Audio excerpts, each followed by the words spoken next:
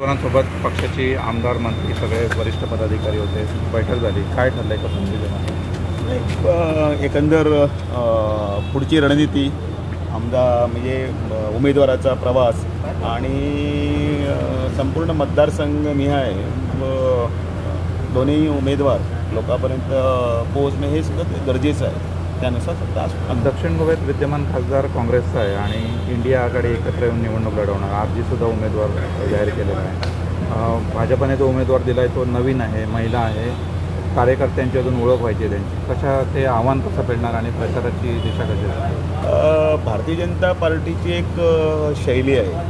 आम्ही संघटनात्मक आव्हानं स्वीकारून पुढे जातो आणि आपला जो ढाचा आहे तो संघटनात्मकच आहे. म्हणजे आपल्याला उमेदवार कोण आणि कोण याचा काही फरक पडत नाही. जेणेकरून आपली निशाणी ही कमळ आहे.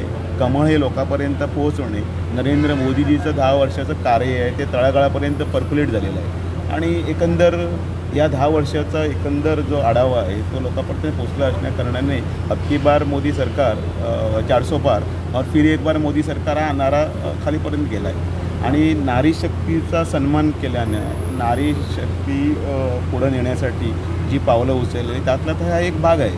तो उमेदवार सगळ्यात पुढे जाणार आहे. आजच्या बैठकीत काय मुख्यमंत्री आणि प्रदेशाध्यक्षांनी काही निर्देश दिले, कामाचं स्वरूप किंवा प्रचाराचं नियोजन काय?